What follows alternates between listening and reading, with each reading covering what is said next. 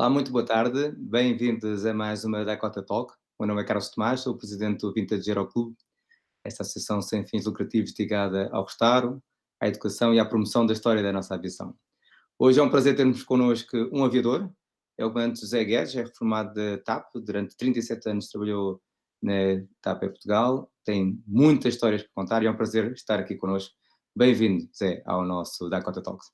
Muito obrigado, é um grande prazer estar aqui, agradeço o convite que me fizeram, é sempre com muito prazer que eu falo de coisas da aviação e em especial da aviação histórica, que é provavelmente, seguramente, o ramo da aviação que mais me interessa neste momento, uma vez que já estou reformado, e que me estimula e que me faz escrever livros e participar em uma série de redes sociais em coisas deste ano. De maneira que esta conversa, que espero que venha a ser interessante, será com certeza, insere-se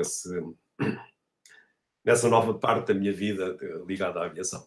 Vou atacar já por aí dizendo que, para quem está a seguir em direto, temos depois no fim desta pequena conversa muito proveitosa, esperamos todos nós, espaço para perguntas e respostas, portanto elas podem ser colocadas nos canais habituais online e, portanto, depois elas vão nos chegar a nós e daí fazemos aqui as perguntas ao José Guedes. José, história de vida. Portanto, estamos a falar de alguém que não viveu para a aviação no primeiro momento, isto é, não foi uma coisa que aconteceu porque sempre foi um sonho, não é? Não, eu digo e repito quantas vezes forem precisas, a aviação foi uma bênção que literalmente me caiu em cima. Nunca me passou pela cabeça algum dia vir a ser piloto. Eu cresci junto ao mar, em Vila do Conde, portanto, se eu tinha alguma ligação era ao mar. Eu tinha enfim, um vago projeto de um dia ser marinheiro, entrar para a Marinha de Guerra e assim, fazer carreira, até porque tinha tradição militar na família, tinha tios meus, oficiais generais do Exército e da Marinha também. Como é que isto aconteceu? Eu fui como toda a gente da minha geração, fui prestar serviço militar no ultramar, no meu caso em Angola, interrompi o curso, estava a estudar em engenharia, interrompi porque não era muito bom aluno. E porquê é que não era muito bom aluno? Porque acumulava as funções com...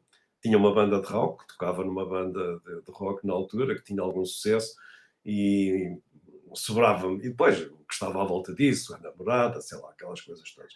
Sobrava-me pouco tempo para estudar e isso refletia-se no curso. Fui então para Angola, mobilizado para Angola, onde estive 2 anos, e ao fim desses 2 anos era suposto continuar o curso, acabar o curso e fazer a vida normal, casar, ter filhos, por aí. Só que, enquanto esperava pelo reinício do curso, comecei a ver nos jornais, na altura a televisão aparecia pouco, e nos jornais e na rádio aparecia um anúncio a pedir pilotos para a TAP. Pilotos Estamos sem a falar de que ano, mais ou menos, Zé? Estamos a falar em 1970. Ok. Venha para piloto da TAP, mesmo que não tenha experiência. E eu ouvi aquilo e achei interessante, achei muito interessante. Comecei a ver o que se tinha as condições. Eu tinha um serviço militar cumprido, que era a condição sine qua non para isso. Tinha a frequência universitária, que também era exigida. E depois faltava as condições físicas, os exames e assim. Depois ganhava-se bem. Os pilotos sempre foram bastante bem pagos. E eu disse, isto é a minha cara. E então inscrevi-me para comissário também. Para comissário fui logo aceito. E andei quase um ano como comissário, fiz logo o curso. E, entretanto, ia fazendo provas para piloto, passando os... Pilotos que nessa altura eram ab inícios ainda, suponho, ou como é que funcionava? E porquê é que havia necessidade de usar inícios? Porque, habitualmente, até então, os pilotos para a TAP vinham da Força Aérea. A maior parte, ou da aviação naval. No início vinham mesmo da aviação naval. Só que, nessa altura, a Força Aérea não tinha possibilidades de dispensar pilotos, porque estava em 3 frentes. Combatia na Guiné, em Angola, em Moçambique. Não podia dispensar pessoal, pelo contrário, precisava era de pessoal. Então a TAP decidiu aderir a um conceito que já existia na altura, feito por outras companhias. Eu penso que a Lufthansa terá sido na Europa a pioneira nesse aspecto, que foi formar pilotos especificamente para a aviação comercial. Porque, como vocês sabem, ser piloto da aviação comercial ou piloto militar não é exatamente a mesma coisa. Eu conheci na TAP alguns excelentes pilotos vindos da Força Aérea, mas também conheci alguns que também não eram tão excelentes como isso, e vice-versa também, quer dizer, um bom piloto comercial não será necessariamente um bom piloto militar, e um bom piloto militar não será necessariamente um bom piloto comercial, são coisas diferentes. E a TAP então resolveu aderir a esse conceito. Então vamos lá formar pilotos desde o princípio e especificamente para a aviação comercial. E assim foi, começaram a fazer cursos anualmente, os cursos eram anuais, daí eu ter tido necessidade de esperar um ano até ir para a América.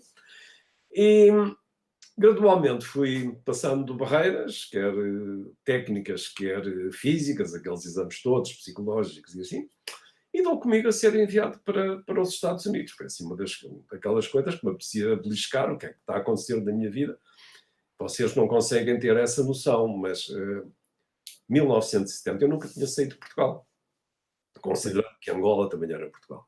Nunca tinha saído de Portugal, portanto, a pessoa não viajava com a mesma facilidade que se viaja hoje. Portanto, pegarem em mim e transplantarem para a Flórida, um choque cultural imenso, né?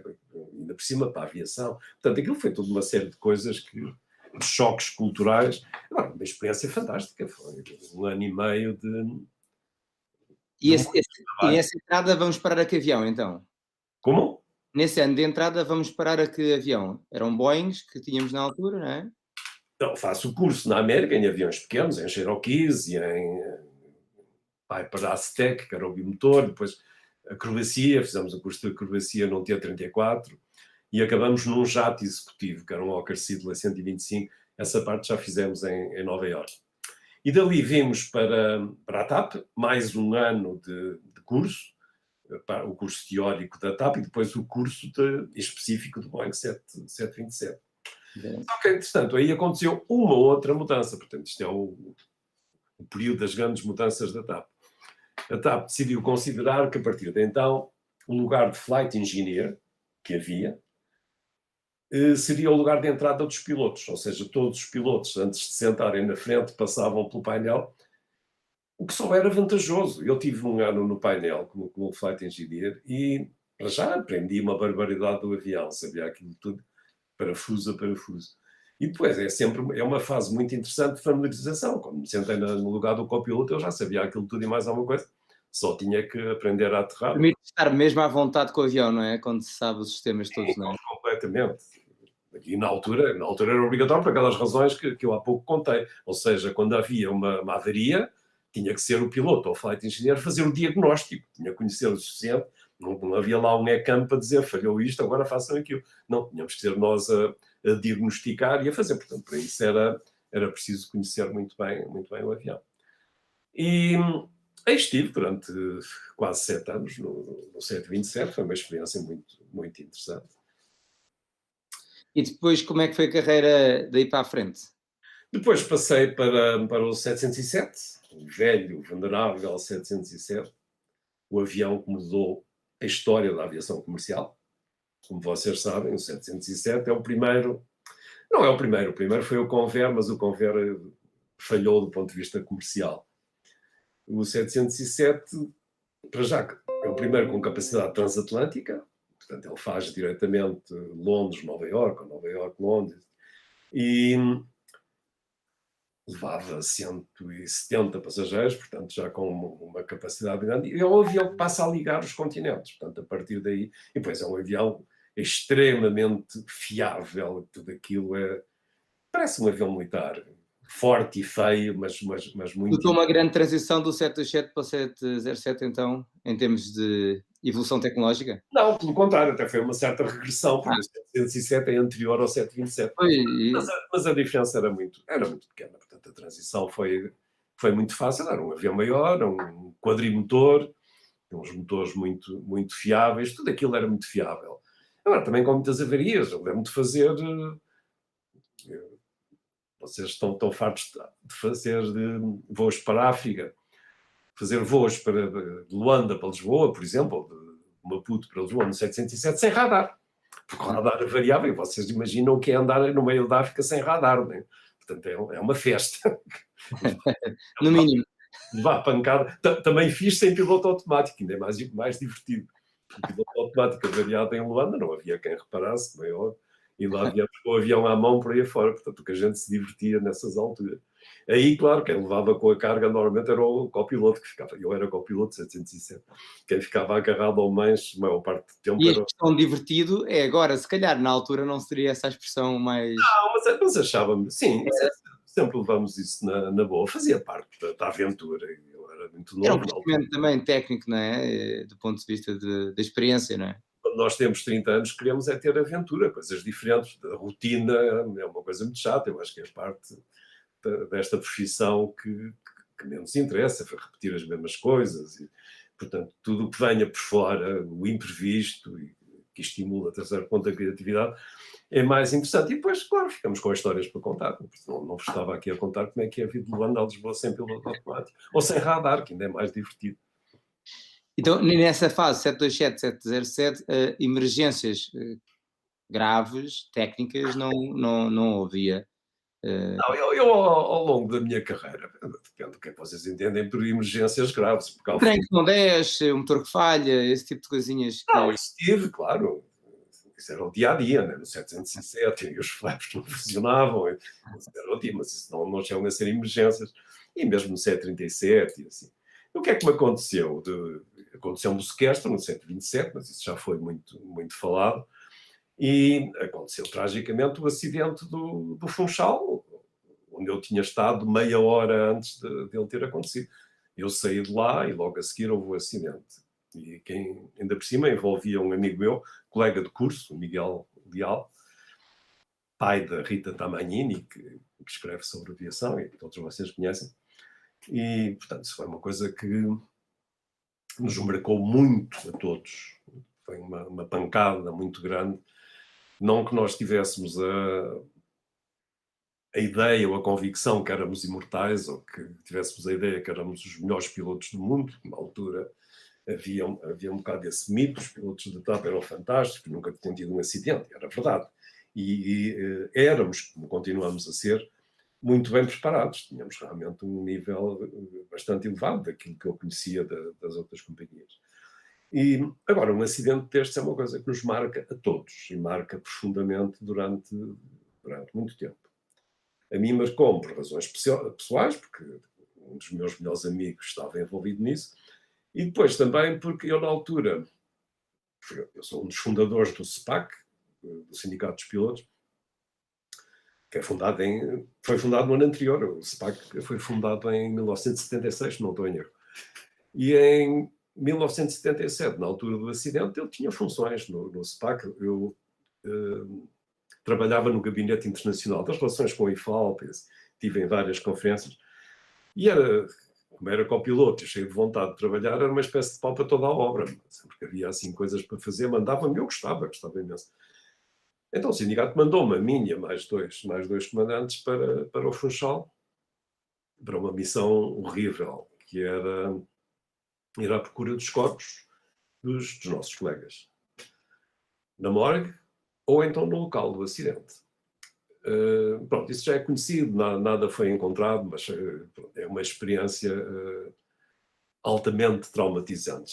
Já basta o facto de termos que lidar com aquela imagem, de vermos um dos nossos aviões onde morreram os nossos colegas e principalmente a mancha que caiu sobre nós. Já não somos infalíveis, portanto já aconteceu aquilo que...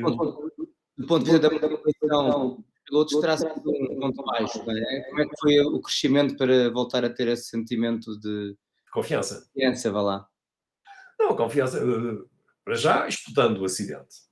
Principalmente nós, que operávamos no Funchal na altura, e estudando o acidente, estudando o avião, e eu depois também, como vos disse, eu era pau para toda a obra no Sindicato dos Pilotos.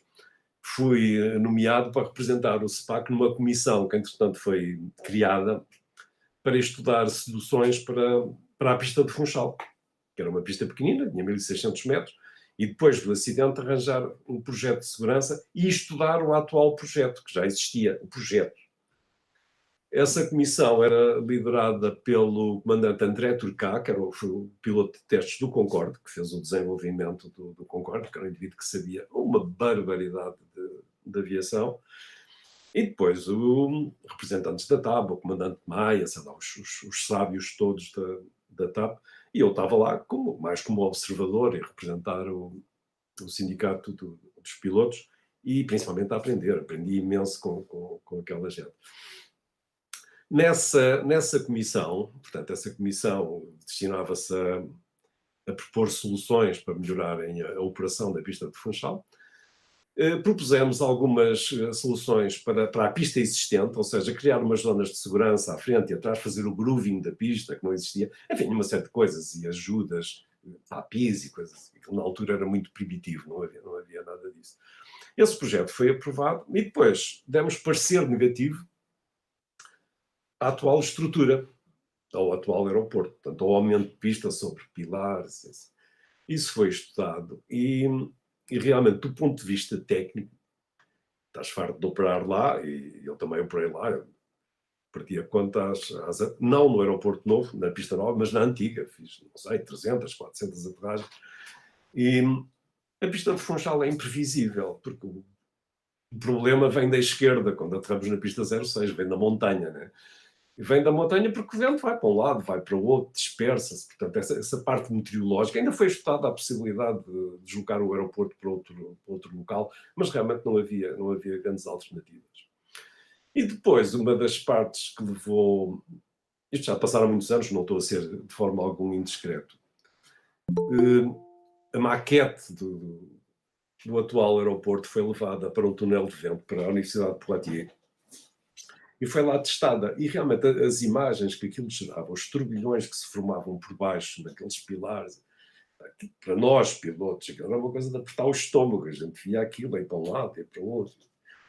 E então, desse ponto de vista, a Comissão achou que não valia a pena investir no prolongamento da pista. Mas vocês muito bem sabem, tão bem ou melhor que eu, o que manda é o poder político. O poder político achou que devia aumentar a pista e aumentou.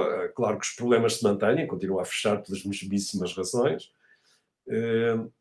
O aeroporto continua a fechar pelas mesmas razões, porque é impossível vencer o vento, e as ligações intercontinentais, depois de um breve período de experiência, também penso que não resultaram.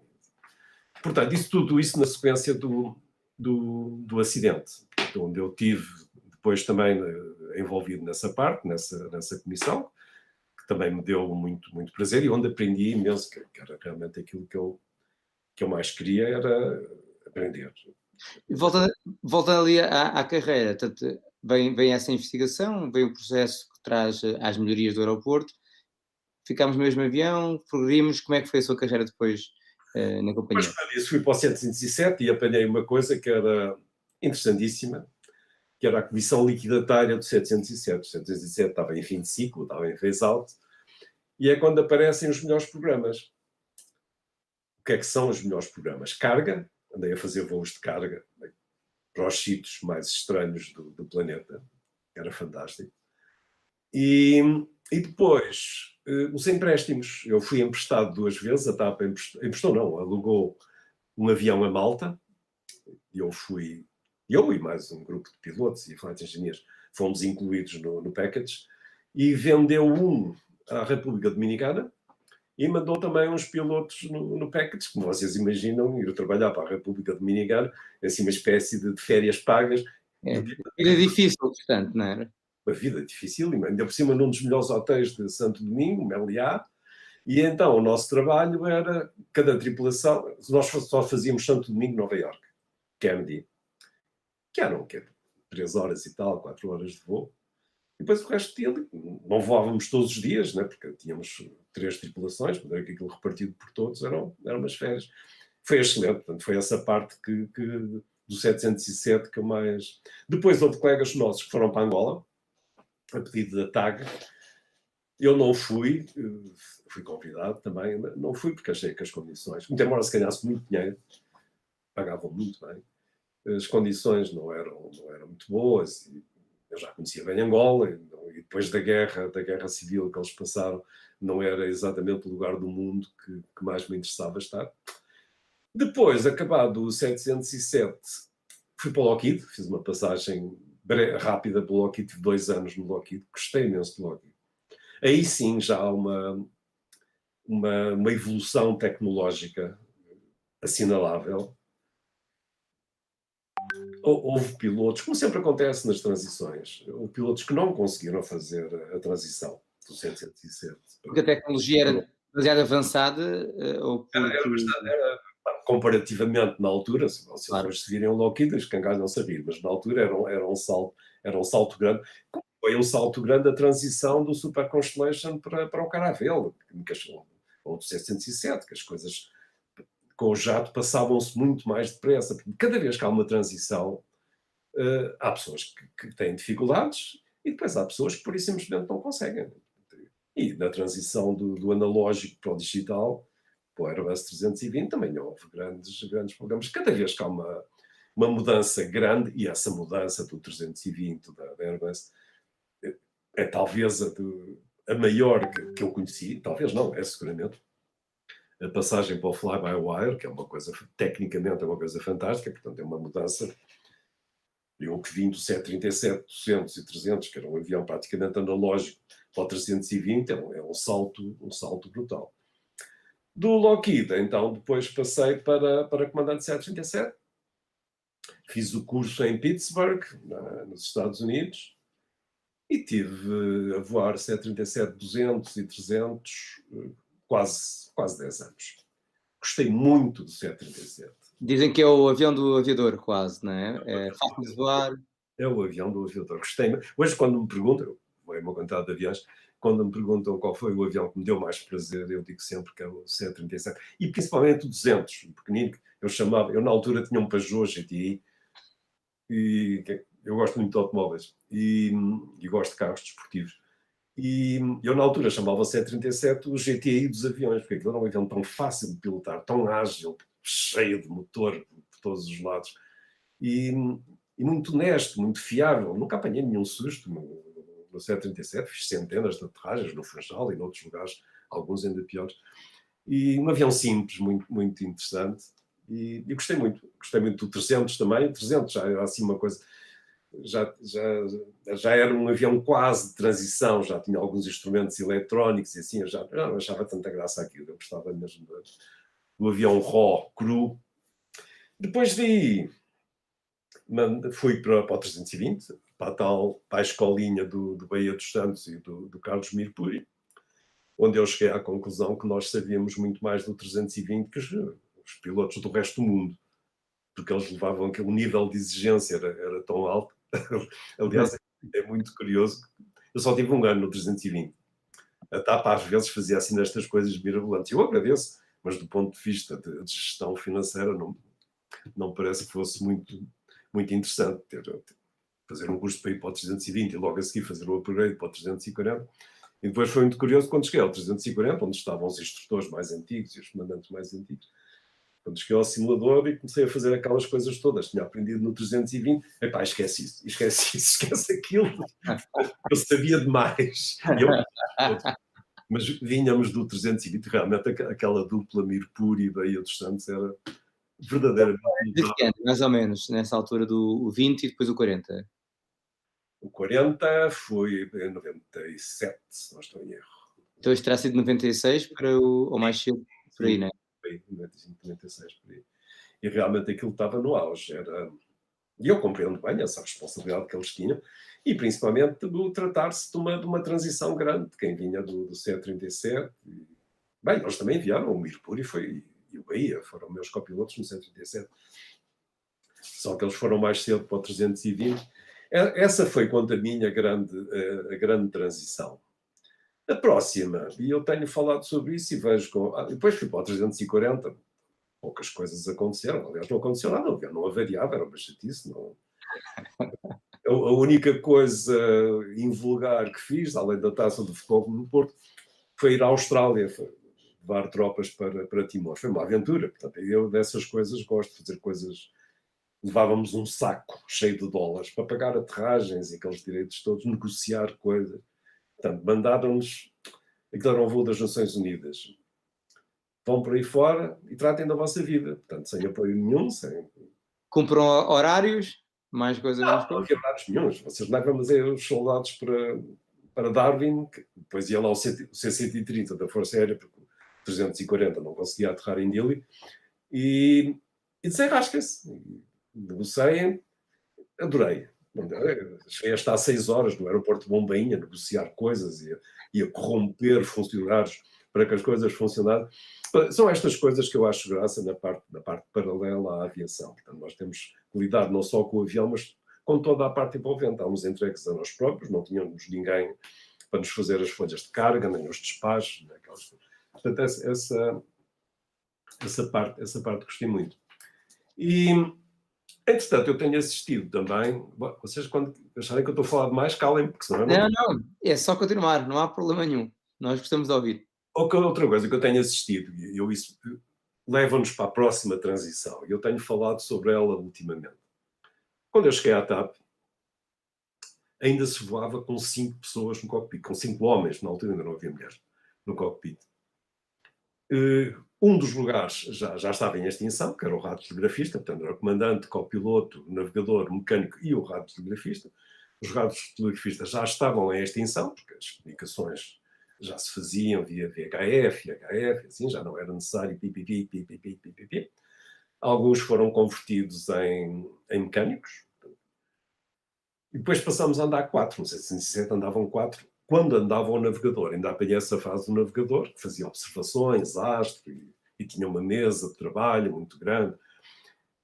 Quando entraram, até que a TAP começou a comprar os primeiros INS, instalar as plataformas de inércia para a navegação. Aí o navegador tornou-se redundante, portanto, passamos a ter 3 no cockpit. Depois foram os 3 no cockpit no Lockheed também.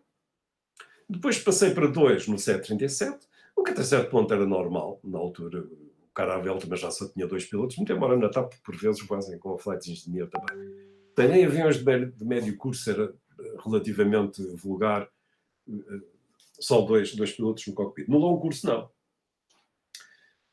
No longo curso, tudo começa com o A310. Portanto, o A310 é o primeiro avião que é concebido, avião de longo curso, wide body, que é concebido para ter apenas 2 pilotos. Portanto, trata-se de acabar com a função do Flight Engineer. Na altura, isso deu origem a uma enorme polémica, porque a maior parte dos sindicatos, eu, como vos disse, eu tive, durante essa fase, estive envolvido na vida sindical, nas relações internacionais, portanto, lidava com as outras associações, e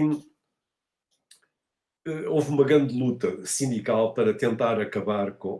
para evitar que acabasse a função do Flight Engineer, que era muito importante para a segurança, e que os pilotos se sentiam mais confortáveis, que era mais seguro ter alguém que lidasse com o sistema hidráulico, combustível, e que os pilotos pudessem concentrar-se noutras coisas. Mas, como vocês sabem, quando a indústria quer, e eu quando falo da indústria falo nos fabricantes e nos operadores, nas companhias. Quando a indústria quer, é inútil tentar resistir.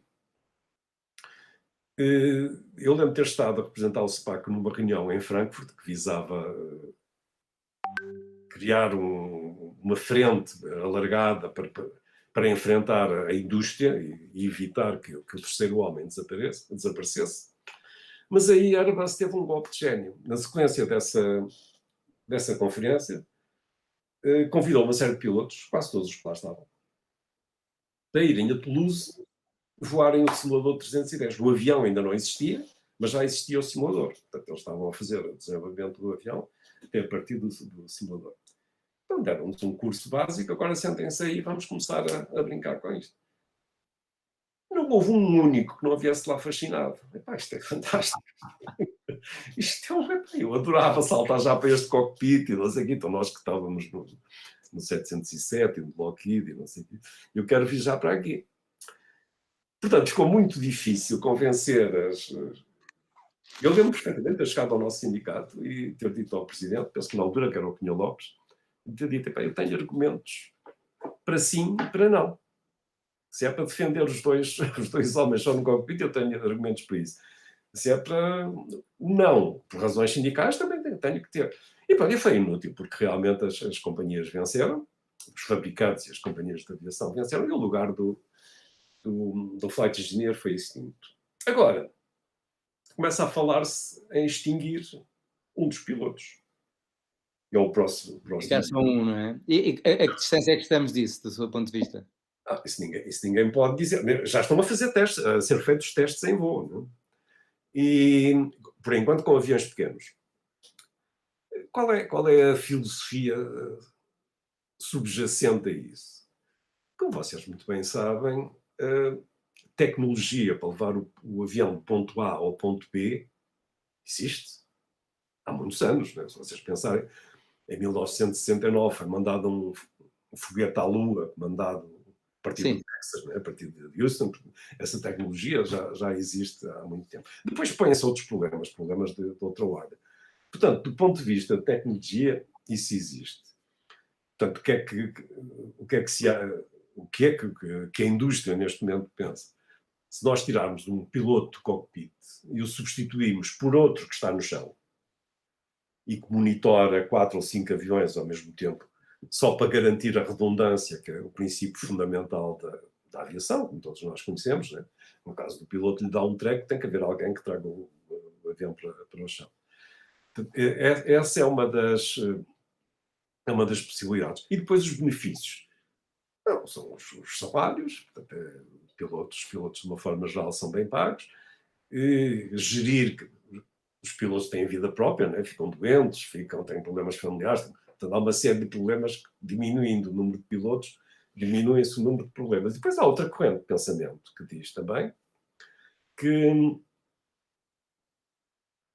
minimizando a intervenção humana, e depois quase toda a gente concorda com isso, não estou a dizer nenhum absurdo, minimiza-se também a capacidade de erro.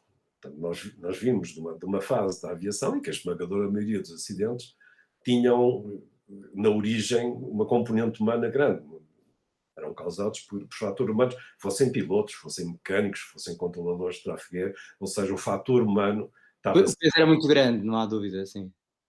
80%, 90%. Havia um fator humano envolvido nisso. Portanto, essa corrente de pensamento diz que, diminuindo a participação do humano, entregando a gestão à máquina, a coisa fica mais segura.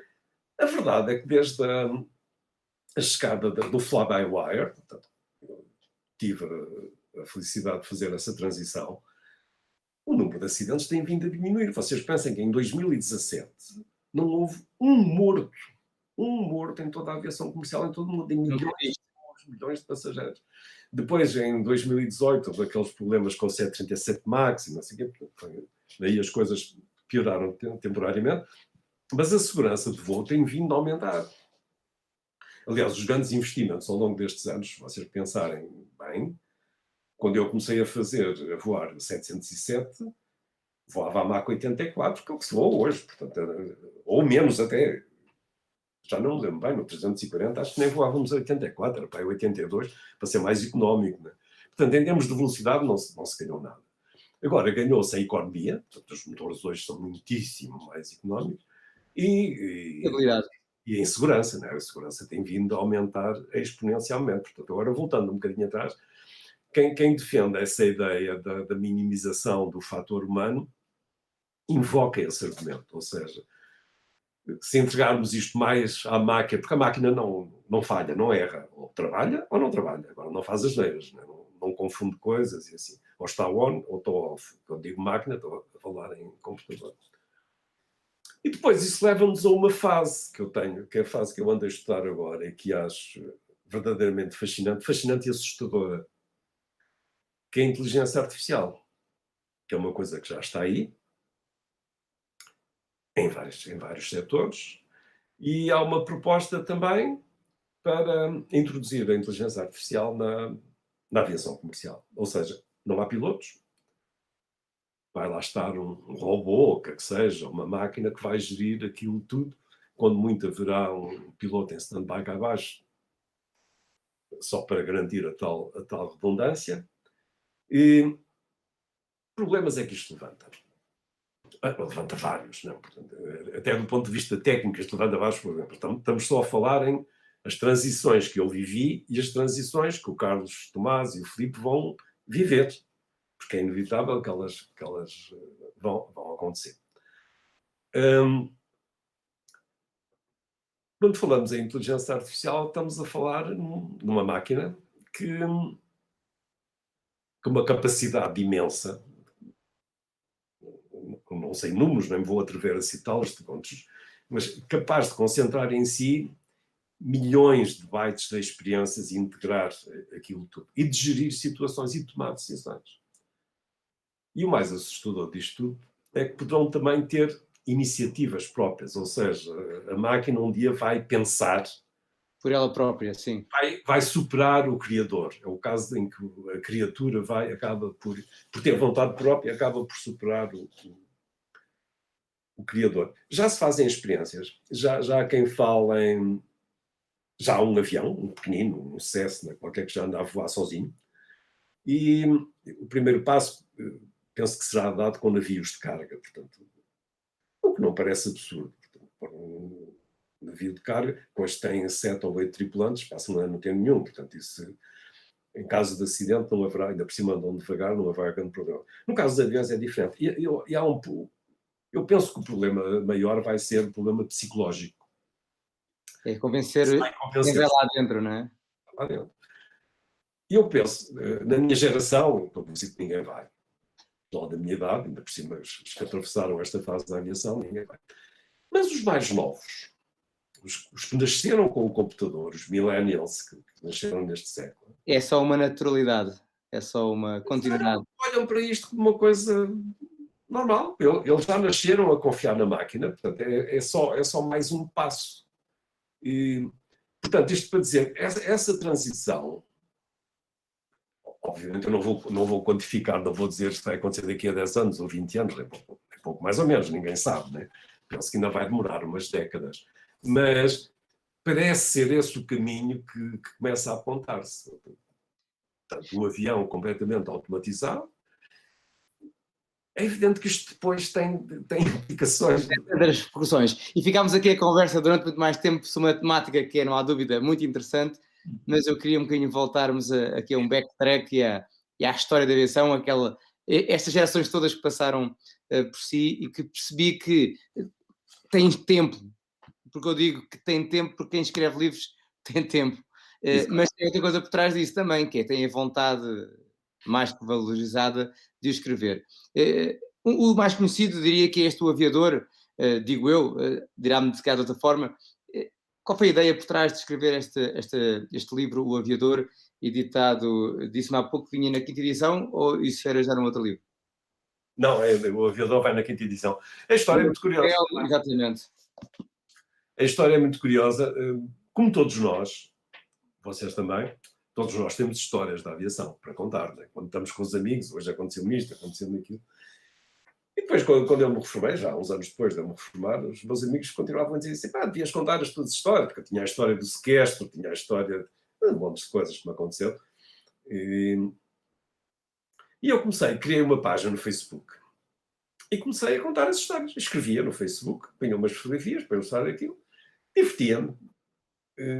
E de repente começa a dar por mim 500 seguidores, 1000, 2000, 5000. O interesse sempre esteve lá, não é? Faltava chegar ao pé do interessado da história, não é? E depois com um fator muitíssimo interessante que só estas plataformas permitem, que é a relação direta que se estabelece com o leitor. O leitor está a ler o texto e ou está a comentar ou está-me a mandar mensagens privadas. Oh, seu fulano, eu tenho tanto medo de voar. Oh, seu fulano, eu gostava tanto de tirar o curso de piloto. Portanto, eu passei a ter correspondente trabalho para todas as noites. Às vezes fica... Passou a ser uma profissão. Quase. Para além da profissão, não é? Dava imenso gozo. A outra também dava, mas esta também dá. E a coisa foi crescendo de tal ponto que um dia recebo uma mensagem de uma editora, que é a maior editora portuguesa, que é a Leia, a dizer, ó, seu fulano, nós estamos a seguir a sua página, gostávamos muito de conversar consigo. E eu lá fui lá conversar com eles, um deles, ali na Velha, Alfragide. E já saí de lá com o contrato assinado. Portanto, eles queriam que eu contasse aquelas histórias em livro, porque eles achavam que as histórias eram muito interessantes. Eu também, quando escrevia essas histórias, tinha 2 objetivos principais em mente. O piloto pode ser muito chato, nós podemos ser muito chatos, começámos a falar em ILS, e sistemas hidráulicos, e não sei o que mais, e motores, e thrust. Concordo. Conversa muito chata, né?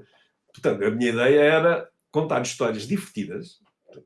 me aconteceram várias, e principalmente pensando que as pessoas que iam ler aquilo não tivessem medo de voar, porque há muita gente que tem medo de voar, ainda hoje há muita gente, e eu depois então de escrever este livro, cada vez me dou mais conta disso, há pessoas que têm terror de voar. Eu depois também participei no convite da diretora desses cursos de voar sem medo, para dar a parte técnica desses cursos, e apercebi-me realmente do drama que isto representa para muitas pessoas, carreiras que são interrompidas, relações familiares que são interrompidas, é um drama. Portanto, o meu objetivo era divertir as pessoas e nunca assustá-las. Pelo contrário, dar a ideia que tirar um bocado do peso que o avião significa para as pessoas, portanto, achar que aquilo que é um lugar onde a gente se pode divertir, onde acontecem coisas divertidas. E o livro realmente tem muito esse registro, e tem muito esse registro a ponto de eu ter recebido dezenas de mensagens de pessoas a dizer, depois de lerem o livro, que se sentiram mais confortáveis a voar. Isso é excelente. De alguma forma aquilo as ajudou a superar o medo, ou pelo menos não encararem aquilo com o dramatismo que muitas pessoas encaram. Portanto, a ideia foi essa. Contei as histórias no Facebook, depois a editora veio ter comigo e fizemos o livro, fizemos o lançamento do livro, tem corrido muito bem, já vai na 5ª edição, portanto quer dizer que já vendeu mais de 12 mil exemplares e continua a vender muito bem. Parabéns, porque as histórias estão realmente muito bem contadas. Haverá espaço para um volume 2 um dia, no futuro? Já me têm pedido, mas eu acho que histórias divertidas assim não tenho muito mais. Porque não vou contar os dramas, né? Não vou contar os problemas Sim, que todos nós temos todos os dias. isso encaixa noutros espaços, não é? Outro espaço não tem nada a ver com isto. Vou pegar aqui num outro livro que também já tem publicado, Na Rota do Yankee Clipper, da Chade Editora. Este livro, um bocado mais próximo de uma história clássica, se calhar, não baseado na sua experiência de vida, suponho. Conta-nos um bocado como é que foi a ideia e como é que foi o processo investigativo, até porque é uma história não contada, pelo menos a nível nacional, até à altura que o livro saiu. A história é muito curiosa porque eu, como disse há pouco, eu gosto muito de automóveis e automóveis antigos, especialmente. Aos atuais não digo quase nada, mas aos antigos gosto. Da minha geração, dos anos 60, portanto, ainda são coisas que vêm desse período. E tinha um blog sobre automóveis antigos. E estava um dia na hemeroteca a fazer pesquisa para esse blog, a consultar jornais dos anos 40 e tal. E deparo-me com esta notícia: um Boeing 314, um Clipper da Pan Am, que se despenhou no Rio Tejo ao pousar em Lisboa. Morreram metade dos passageiros, foi uma tragédia muito grande. E sabendo que aquilo era, na altura, o maior avião comercial da época, que era, e o único com capacidade transatlântica, eu pus a pensar, isto se tivesse acontecido hoje, o maior avião do mundo a despenhar-se em Lisboa, tínhamos aí a CNN uma semana inteira a dar reportagens, e, portanto, isto era uma coisa de impacto mundial. Mas depois também havia uma outra história. Eu descobri que nesse voo, nesse avião, vinha uma cantora muito conhecida na altura nos Estados Unidos, que ia para a Inglaterra, portanto, isto passa-se em 1943, em plena Segunda Guerra Mundial. Uma cantora que ia cantar para as tropas americanas estacionadas em Inglaterra. Essa cantora é cuspida, portanto, o avião parte, desintegra-se, ela é cuspida e fica a flutuar no Tejo, e é salva pelo copiloto. O copiloto vê naquele desespero e vai salvá-la, porque ela está muito ferida, tem uma perna muito ferida, e vai salvá-la. Para abreviar a história, senão fica aqui o resto do dia, a senhora era casada com o seu próprio empresário, que também vinha no voo, mas depois daquela cena apaixonou-se pelo copiloto e acabou por casar com ele. Isso dá origem a um filme que na altura teve muito sucesso, eu tenho aí o vídeo, que se chama With a Song in My Heart, que é a história da vida dela. Que ela depois vai para o Hospital de São José, que ela classifica como medieval, ela conta depois nas suas memórias que a levaram para um hospital medieval. Se nós pensamos que ainda hoje aquilo não é assim uma coisa extraordinária, imaginem nos anos 40 o que seria o Hospital de São José. Onde lhe quiseram cortar a perna, amputar a perna, ela chamou o embaixador americano para evitar que lhe cortassem a perna. Teve aí uns tempos e depois foi de navio para Nova Iorque, regressou ao seu país de origem de navio, onde novamente os cirurgiões lhe quiseram amputar a perna, o que quer dizer que os médicos portugueses não estavam errados, iam fazer a coisa correta, mas mesmo aí também ela não deixou, e depois teve uma vida de sofrimento sempre por causa da perna que não foi amputada. Portanto, eu vi que havia aqui uma série de ingredientes. Havia uma viagem, Nova Iorque-Lisboa, que era a única viagem transatlântica que se fazia na altura, no tempo da guerra. Vocês sabem, toda a gente sabe, Portugal era um país neutral, portanto isso era permitido. Eu quando digo Nova Iorque-Lisboa, não posso esquecer a escala na Horta, que faziam sempre uma escala na Horta para abastecimento. Era uma coisa muito importante. E estamos a falar numa época em que só gente muito especial viajava. Príncipes, princesas, artistas, porque as viagens eram fabulosamente caras. O serviço tinha que ser muito especial para competir com o serviço dos navios, do Queen Elizabeth e dos Queen Mary. Portanto, o serviço era altamente luxuoso. Também me chamou a atenção para isso, porque, como eu vos disse, eu também fui comissário de bordo, portanto tenho alguma sensibilidade para essas matérias. E eu tenho que contar esta história, porque em Portugal quase ninguém sabe disto. Na altura pouca gente sabia, e depois eu pensei, eu sou da arte, sou da profissão, sempre me interessei por estas coisas. E não sabia, portanto a maior parte do país não sabe, e muito menos os açorianos não sabem. Então meti-me a escrever essa história. Qual era o objetivo? Eu vou contar uma viagem fictícia, porque também é interessante saber como é que aquela gente voava, como é que se orientavam em cima do mar, quais os problemas técnicos que podiam ter. Comprei o manual do avião, que encontrei na internet, estudei aquilo, aprendi coisas interessantíssimas. Por exemplo, a descolagem do hidroavião, o fator principal é a direção da vaga. Portanto, ele tem que atravessar a vaga a 90 graus, portanto, senão aquilo parte-se, e inclina e bate com os flutuadores. De maneira que eles têm que ir a 90 graus com a vaga. A direção da vaga nem sempre corresponde à direção do vento. Às vezes podiam ter vento lateral e às vezes tinham. O que é que era necessário? Se eles tivessem vento lateral, havia uma tendência para levantar a asa apoindo-se. Do lado do vento, sim. Para que isso não acontecesse, cada asa tinha um túnel que permitia ao mecânico fazer manutenção durante o voo, porque afinar carburadores, porque os motores tinham carburadores, o mecânico durante o voo gatinhava por ali e tinha acesso aos motores. Vocês imaginem, motores de 1.200 cavalos, o barulho que aquilo devia ser e a vibração ali dentro. Portanto, eles às vezes pediam passageiros para irem para esse túnel, para a asa apoindo, para a asa não levantar, ou para levantar mesmo. Coisas destas que eu achei, eu tenho que contar esta história, porque isto realmente é uma... E pronto, andei quase 2 anos a fazer a investigação. Li quase tudo o que havia disponível sobre os Clippers e sobre essa história. E inventei um personagem, piloto tinha que ser, para contar alguns detalhes, para contar então essa última viagem. Portanto, ele vai a Nova Iorque e depois vem no avião para cá e conta os detalhes da viagem. Foi muito interessante, foi uma experiência que me deu um gozo enorme. A parte de investigação, mais do que a parte da escrita, mas a parte da investigação, o prazer de estar sempre a descobrir coisas novas e que fazia uma festa cada vez que... Eu gosto. Esse sentimento é partilhado por todos nós, não é? Porque grande parte destas histórias, elas estão simplesmente enterradas algures, não é? Temos é que ser nós a enterrá-las e partilhá-las. Está-los a conhecer e depois foi com muito gozo. O livro vendeu pouco, porque na altura ninguém sabia quem eu era do ponto de vista literário. Se fosse hoje, se calhar já sabia diferente. Mas quando eu fui bater à porta das editoras, torciam-me o nariz, disse, um livro de aviões não vende, mais isto, mais aquilo. De maneira que tive que ir para a tal Chiado Editora, onde tive que participar nos custos de produção do livro. Só que eles não fazem divulgação, não fazem marketing, não têm lojas espalhadas pelo país. Portanto, o livro vendeu-se pouco. Mas vendeu-se suficiente, penso que venderam 700 exemplares, ou coisa disso.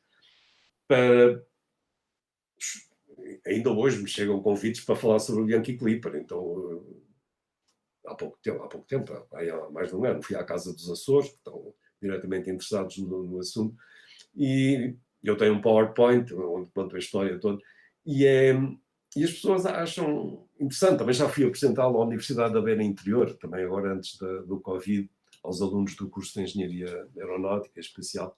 E é um assunto sobre o qual eu gosto muito de falar, porque aquilo, aliás, como se nota agora, é um tema que me entusiasma, gosto de falar daquilo, gosto de falar da investigação, gosto de falar do avião, gosto de falar da importância que Lisboa tinha na altura, como ponto de entrada na Europa. foi uma experiência muito interessante.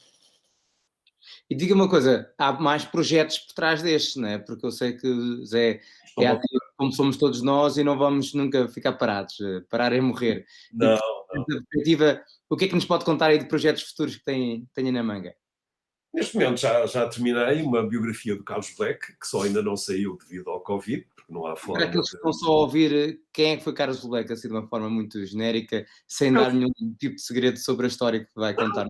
Carlos Black é um dos pioneiros da aviação portuguesa. É o primeiro piloto civil, tem a licença número 1, primeiro piloto civil em Portugal, porque até aí só havia pilotos militares. Isso já quer dizer qualquer coisa, é o primeiro. É uma história muito curiosa, porque ele pertence a uma família de origem judaica que vem lá de cima da Polónia e atravessa ao longo de 3 gerações, 3, 4 gerações, atravessam a Europa até acabarem cá em Portugal.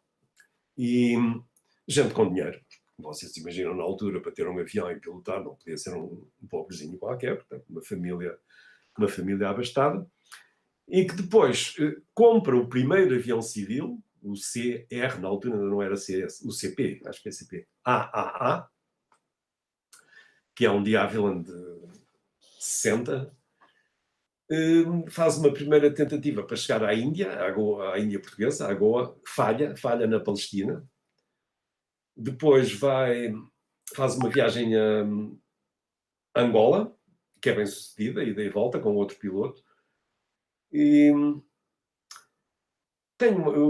depois finalmente consegue ir a Goa em 1934, consegue fazer sozinho, que é uma coisa épica. Ainda hoje, eu às vezes ponho-me a pensar, eu tenho um avião pequenino, como vocês na instrução, um Cherokee. Bem, o Cherokee dava 20-0 a este avião. Sim, são mundos diferentes, mundos diferentes. Imaginar-me ir por aí fora, até Goa, num avião daqueles. Tem os desafios, os problemas meteorológicos que aparecem, as O tempestades. interessante é ler o próprio relatório da viagem dele, não é? Como é que era feita a viagem, não é? Não... Isso é.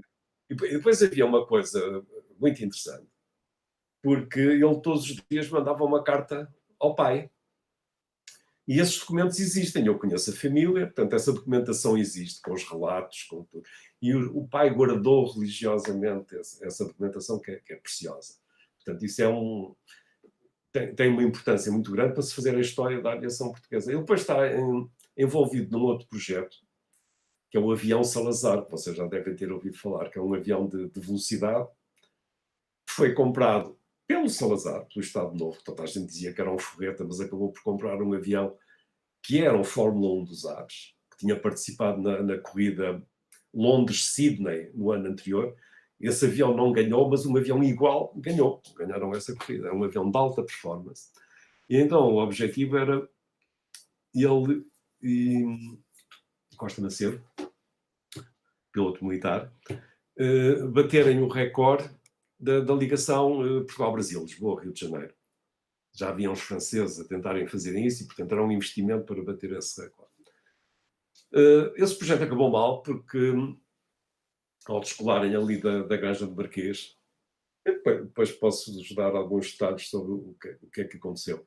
O avião meteu um trem, uma perna de trem, num buraco, porque não havia asfalto, né? Eram campos de aviação.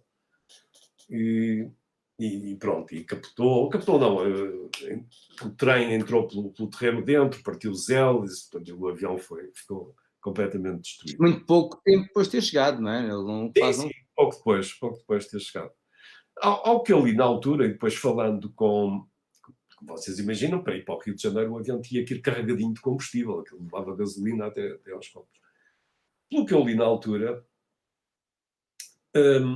a pista era RAF, era terreno, portanto não havia asfalto, não havia nada, descolavam no meio do mato. E eles estariam a contar com o efeito de sustentação das asas durante a corrida de descolagem para aliviar a carga em cima do trem, para que o trem não corresse o risco de se atolar. Só que este avião, sendo um avião de alta performance, tinha uma asa muito fininha, portanto uma asa pensada para alta velocidade e não para baixa velocidade, que era um avião que voava mal a baixa velocidade, que foi pensado para alta velocidade. Portanto, essa terá sido uma das condicionantes. E depois outra, devido aos buracos, o avião ficou com tendência para virar para um dos lados. Penso que para o lado direito. E então a Costa Macedo, que ia aos comandos na altura, que ia fazer a descolagem, compensava com potência assimétrica dos motores. Isto é um número de circo, porque o radar era... Eu se calhar estou a falar numa linguagem demasiado técnica. Não, está ótimo. O radar, a velocidade relativamente baixa, não era suficientemente eficaz para controlar a direção do avião, de maneira que eles jogavam com potência assimétrica, mais daqui, mais daqui. Isto é um número de circo, né? Um número de circo, coitado, era assim que se pilotava na altura. Portanto, a possibilidade de haver um acidente como houve era grande. O Carlos Bleco ficou muito triste com, e o país inteiro, né? Depois tiveram que ir dizer ao Presidente do Conselho de Ministros, ao Dr. Salazar, que o avião dele, ainda por cima com O nome dele estava feito no molho de brócolis e ele não gostou nada. A partir daí, o Carlos Bleco vê-se envolvido noutro grande projeto, que é a criação de uma companhia de aviação. Anteriormente, tinha existido a Aeroportuguesa, penso que só tinha um avião que fazia a ligação para a Casa Blanca, que até aparece no filme. O avião não aparece, mas aparece uma réplica no filme Casa Blanca. E, portanto, a Companhia de Transportes Aéreos, a CTA, que o Carlos Bleco fundou, juntamente com o Grupo Mel, é a primeira companhia comercial, vamos dizer, a sério. com esse nome, basicamente. Portanto, eles começam por comprar uns Dragões Rapid, também de Havilland, porque o Carlos Bleco era o representante da Havilland cá para Portugal. Portanto, ele joga com duas coisas. Começa com 3 aviões Dragon Rapid e um outro, um Proctor, esse só levava correio. E depois vão aos excedentes de guerra comprar Dakotas. Havia centenas, milhares de Dakotas à venda na Europa e nos Estados Unidos. Portanto, excedentes de guerra, que felizmente já não eram precisos, e que, como vocês muito bem sabem, estiveram na gênese da esmagadora maioria das companhias de aviação, não só da Europa, mas de todo o mundo. Quase todas as companhias começaram, aviação comercial, a seguir à guerra, começaram com Dakotas, né? Que era um avião que servia para tudo e mais alguma coisa. Ele funda, então, a CTA, e começa a voar, só que o governo não lhe dá as autorizações que ele queria para voar para Madrid, para voar para o estrangeiro, só faziam fretamentos. E depois se percebeu que realmente o Humberto Delgado, que era o homem forte da aeronáutica militar na altura, que estava a preparar o nascimento da TAP. E a TAP nasce formalmente em 1945, mas só começa a ter aviões a partir de 47. E quando a TAP começa a voar, a ter os seus próprios Dakotas, porque também foi ao mesmo mercado comprar Dakotas, que não eram da TAP, que eram do secretariado de Aeronáutica Civil. SAC, mas que estavam a voar para a TAP, e os pilotos também não eram da TAP, eram do SAC, dessa história também é lá referida. E a TAP começa a voar e liquida a CTA. Uma parte da CTA é integrada na TAP e o Carlos Bleco é nomeado administrador da TAP. E sai. Eu agora também tenho que contar essa história. Eu posso contar, não prejudico. Vai contá-la, se puder. Estou só aqui a pensar num detalhe que ia dizer antes que acabasse, que nós adoraríamos que fizesse o lançamento connosco também esse livro, assim que houver essa oportunidade, que não sabemos se tem já a agenda, porque só o tema Carlos Bleco dá para tanto mais. Mas, por favor, continue, estava a falar neste episódio a seguir. Não, só por dar, isto funciona como uma espécie de um teaser, portanto, eu já estou a vender o livro, aqui a conversar convosco, já estou a vender o livro. Espero que isto desperte o interesse das pessoas que depois o vão comprar quando ele for lançado. Mas uma das histórias que eu lá conto, que entretanto também não só a documentação da família, mas a documentação que encontrei na Torre do Tombo, nas investigações que fiz, há uma reunião da administração da TAP para decidir a compra do avião de longo curso. A TAP até aí só tinha Dakotas. E estava a fazer aquela loucura, que eu um dia também irei abordar essa história, que era fazer a ligação Lisboa-Lourenço Marques com Dakota. Demorava uma semana a chegar lá, com 10, 12 passageiros, iam por aí fora aos saltinhos. Era de longe a companhia que tinha a rota mais longa do mundo feita em Dakota. A TAP tem esse recorde. Então, mas isso é muito bonito, mas do ponto de vista comercial não interessava. Era preciso de um avião que pudesse fazer isso a sério. Entretanto, arranjaram uns Skymasters também em segunda mão, muito velhos, tinham muitas avarias, temporariamente serviram na TAP, mas depois foi preciso comprar um avião a sério. E há então uma reunião do Conselho de Administração, é feito um estudo, nomeado a uma comissão técnica, para estudar as várias propostas. E uma delas era o Comet, o avião que também era produzido pela de Havilland. E a comissão, que era um avião a jato, um avião comercial a jato e que já permitia fazer longo curso. E era o primeiro. E a comissão técnica recomendou à administração que comprasse o Comet, que era o avião que mais interessava a TAP. E o Carlos Black aplaudiu, porque ainda por cima ele era o representante da de Havilland cá para Portugal, portanto interessava-lhe de ambas as formas. Só que nessa mesma reunião em que isso foi debatido, isto é também o retrato do Estado Novo, o presidente da TAP, que era nomeado pelo Estado, que era um coronel qualquer, apresenta uma carta do ministro dos Transportes na altura, em que lhe diz: a TAP vai comprar o Super Constellation e façam favor de assinar todos aí em baixo a dizer que recomendam o Super Constellation. E foi assim, passaram-nos o papel, façam favor de assinar. Na sequência disso, o Carlos Black demitiu-se.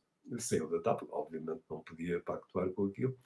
E pronto, e a ligação dele à aviação praticamente termina aí. Termina com a saída da TAP. A partir daí fez mais uma série de coisas. Continua a vender aviões, a ter representações e material para a aviação.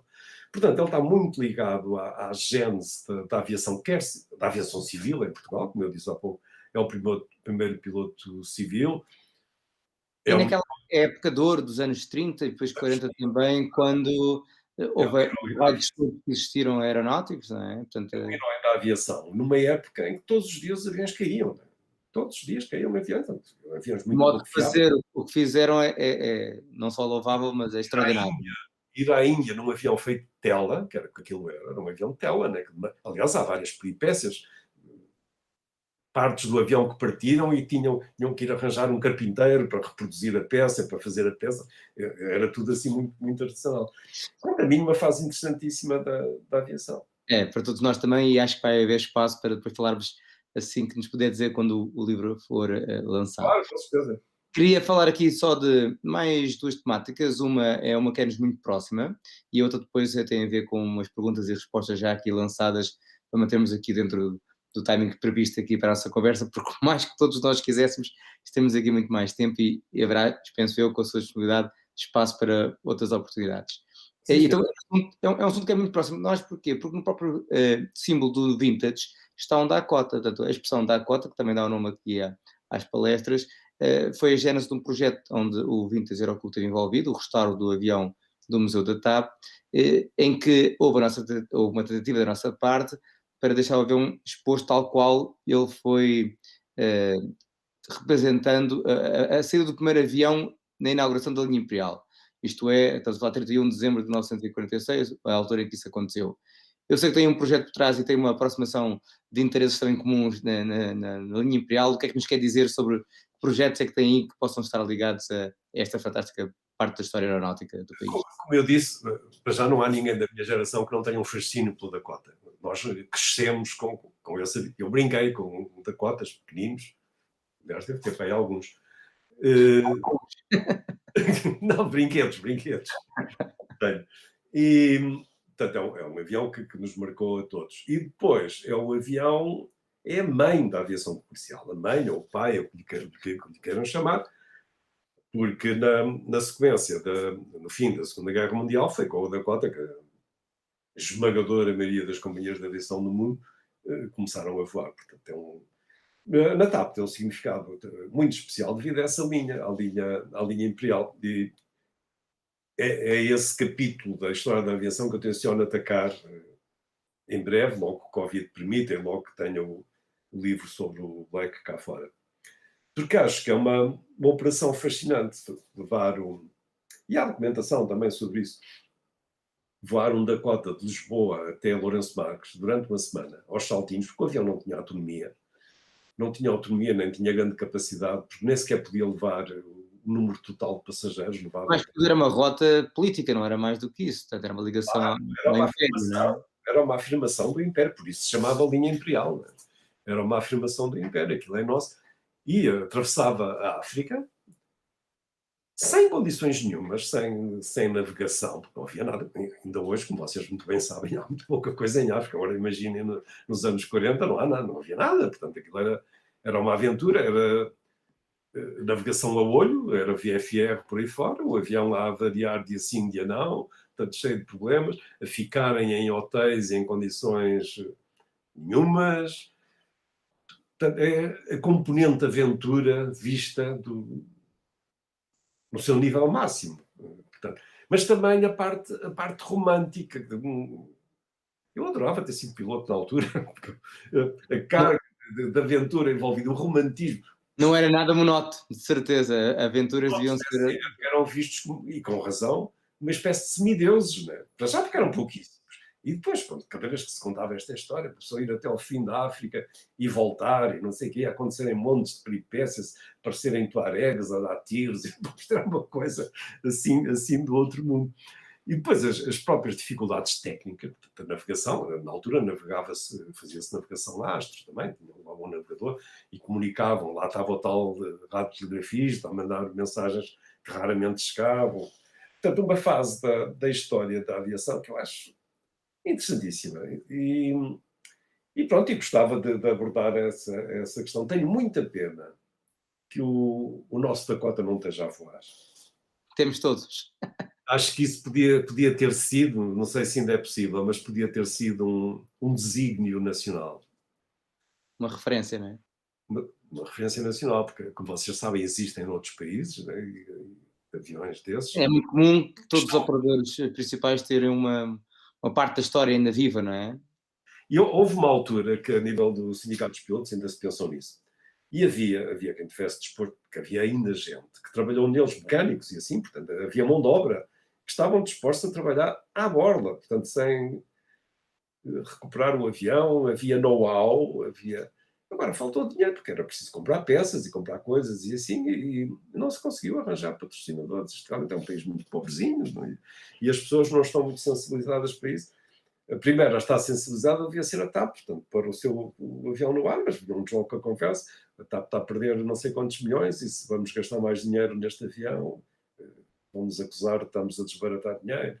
Havia sempre essa...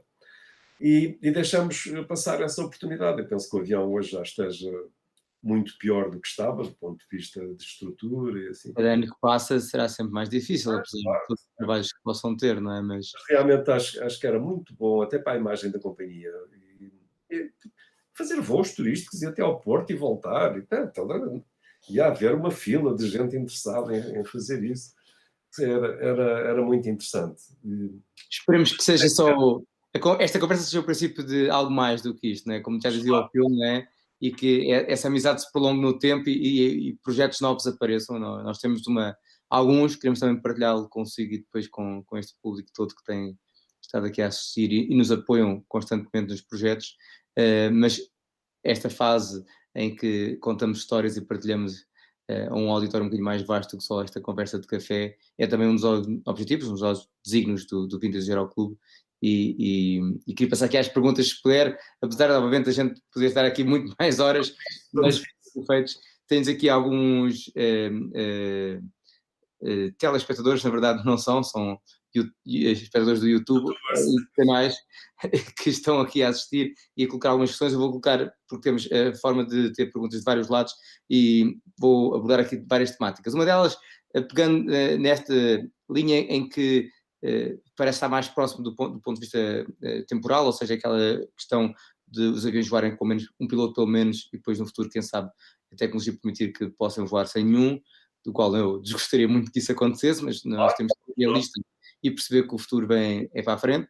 No entanto, falam aqui em duas temáticas, um deles é o Gonçalo, que dá esta ideia de que conhece a empresa Garmin americana, que já com um projeto, um sistema que é o Safe Autoland, na verdade é um sistema que faz com que o avião, com o piloto incapacitado, permita que qualquer passageiro carregue num botão, um avião pequeno, 4 lugares, aterre sozinho, uma pista à escolha, faça comunicações sozinhos.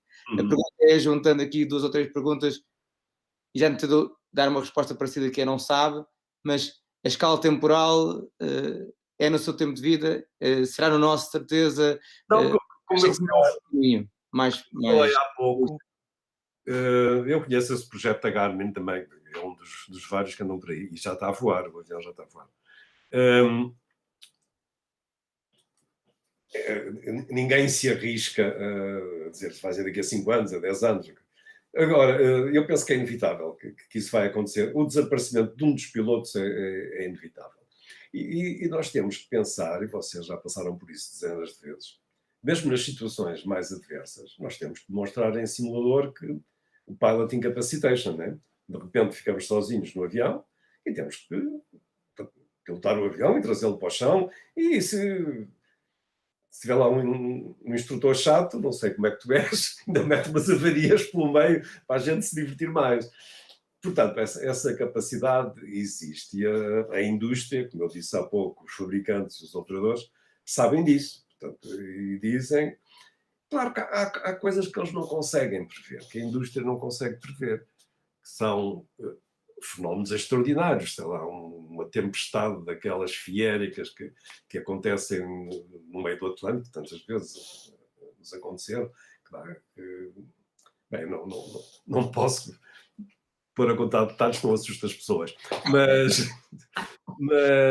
portanto, há fatores que não são previsíveis, mas mesmo aí eles têm o tal argumento que eu falei há pouco do piloto que está em terra. Toda a gente sabe hoje que os drones que operam no Afeganistão e no Iraque, com uma precisão cirúrgica, são comandados do Texas, Sim. ou de um navio qualquer que está no meio do mar, ou assim. Portanto, a tecnologia para fazer isso existe há muito tempo. Há o tal fator psicológico que terá que ser vencido, mas com um piloto, não sei. Eu acredito que isso vai para a frente. O zero piloto, o avião comandado por inteligência artificial, daí já não tenho tantas certezas. Mas acho que o avião, o single pilot cockpit vai existir. Agora, se vai ser daqui a 10 anos, ou 15, ou 20, isso ninguém pode dizer. Vamos A assistir. quantidade de variáveis, isso não é? Vou voltar aos aviões e voltar à sua formação América, na altura que estávamos a falar da sua formação aeronáutica, tendo voado vários aviões, parecem duas perguntas que a gente pode também aqui ligar ao mesmo tempo, que é, não voou mais depois da reforma, ou portanto não encontrou no voo outra forma de se exprimir, leia-se sem ser em transporte grande, lá, transporte de passageiros, ou número 2, se quiser também, dos aviões de qual teve formação e, portanto, se não voou mais nenhum avião que não seja na TAP, nos transportes de passageiros, qual deles é que foi melhor? Porque já nos disse que só o 737 e não há nenhum melhor avião do que esse. Mas porquê é que não voou, ou se voou depois de reformado, e qual foi o seu melhor avião na formação? Bem, em relação à primeira pergunta, estou preparadíssimo para responder, que é a pergunta que me fazem quase todos os dias. Se eu continuei a voar... Não, nunca mais voltei a voar, por uma razão muito simples. Eu acho que a nossa vida é feita de cortinas e de capítulos, e a mim não me interessava. Eu gostei muito da minha profissão, vocês gostam também, não há ninguém que não goste, não conheço um único piloto que não tivesse gostado de ser piloto. Se calhar há, mas eu não conheço. E para evitar a sensação de perda muito grande que muitos colegas nossos têm, e alguns até acabam mal por causa disso, porque não conseguem libertar-se da nostalgia, daquela ligação tão forte que existiu. Eu acho que é um bocado como as paixões, não vou dizer casamentos, mas como as relações entre pessoas, homem e mulher. Portanto, se é para cortar, é para cortar. Acabou aqui. E não vou prolongar. Depois havia outro fator, mas que não foi determinante, que é ter a consciência que já não somos tão capazes como fomos, né? E, portanto, eu não queria também correr o risco de, tendo tido uma carreira que eu considero boa, portanto, nunca estraguei nenhum avião, foi uma carreira limpinha, depois na reforma estragar tudo, como infelizmente aconteceu com alguns colegas nossos. Portanto, mas a razão principal foi essa. Daqui para a frente eu vou fazer outra coisa. Este capítulo Foi o fechou. que fez e é o que está a fazer, não é? E é o que eu estou a fazer. Não, eu já tinha vários projetos, inclusive também na música, também é outra coisa que me interessa. Portanto, já tinha decidido antes, no dia que eu me reformar, fecha-se um capítulo, gostei muito, foi fantástico, mas há mais coisas no mundo que eu quero viver e que eu quero fazer. E tem tempo para geri-las, claro. Mas voltando aos aviões, então, na formação, e vamos considerar que o Walker fazia parte dessa formação, qual deles é que gostou mais? Ou foram todos muito diferentes? Ou eu estou aqui a pensar no Mentor, que terá sido uma referência quando usado, não é? O T-34, o Mentor, eu só voei com o instrutor, portanto, não voei sozinho. Fiz o curso de acrobacia sempre com o instrutor e com outros aviões e assim. Portanto, não tive muita liberdade. Adorei o Cherokee. Isso foi o que eu mais gostei, até porque ainda por cima eu voava sozinho e tinha que ir voar. Cheguei a ir a Atlanta, que é na Geórgia. Portanto, vocês imaginam que é andar a voar ali VFR em cima dos lagos da Flórida, das marinas e assim. Uma coisa, muito embora do ponto de vista técnico, também tenho uma história, tive uma aterragem sem motor com a Cherokee. Portanto. Mas conta-nos, então, e como é que foi? Nessa altura tinha quê? 100 horas, tanto? Estava na formação? 100 horas, tinha 18. Tinha 18 horas. E como é que foi isso? Isso está no livro, está no aviador. Tens que comprar então, é isso. Eu pasmo como é que não compraram. Não, todos nós temos o livro e portanto vamos promovê-lo, não há dúvida. A pergunta é, teve ganhos obviamente dessa experiência, porque suponho que toda a formação depois disso teve uma curva de aprendizagem muito maior, não há dúvida. Tenho aqui agora não me vou levantar, tenho ali na parede uma carta, vou.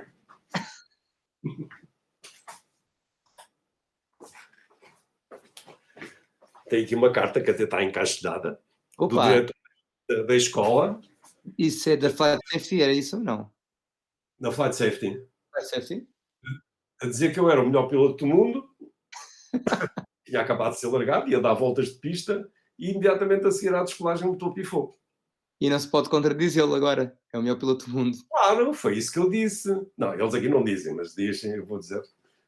O que é que diz aqui? This truly shows that Mr. Guedes, que sou eu, has the confidence and ability which are the characteristics of a good professional pilot. Depois, ele conta o acidente. Depois disto, eu tinha acabado de ser largado e nós lá vivíamos no terror de chumbar, porque aquilo havia uma taxa de reprovações dos 10, 15%. Eu dizia, depois disso, eles já não me chumbam, depois de dizer que eu quero um good professional pilot. E tive muita sorte, quer dizer, não morri por acaso, como vocês imaginam, tipo, acabado de largar com 18 horas, sem motor, e ainda por cima resistir à tentação de dar a volta e aterrar na pista. Eu fui em frente e ainda bati com as rodas na pista. Eu ainda hoje não sei muito bem como é que fiz aquilo, porque eu não tinha experiência para sujar o avião, para deixar os muito bem, não foi? ter o nariz no chão, a pique, não sei o quê, e recuperar o avião a ponto de ele ainda aterrar com as rodas no asfalto. Depois vinha saber o que é que tinha acontecido.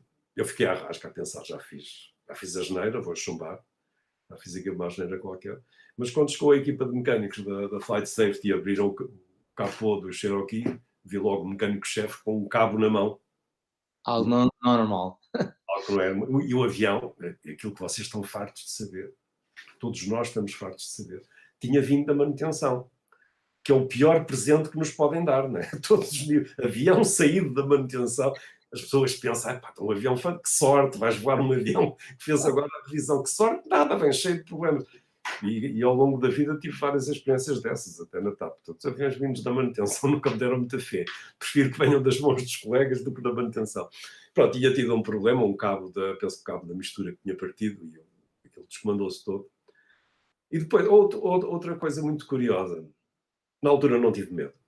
Nenhum, zero. Mas passado, quando eu fui lá ao gabinete do diretor da escola, comecei a sentir os joelhos fracos. Portanto, isto acho que é normal. Portanto, um medo.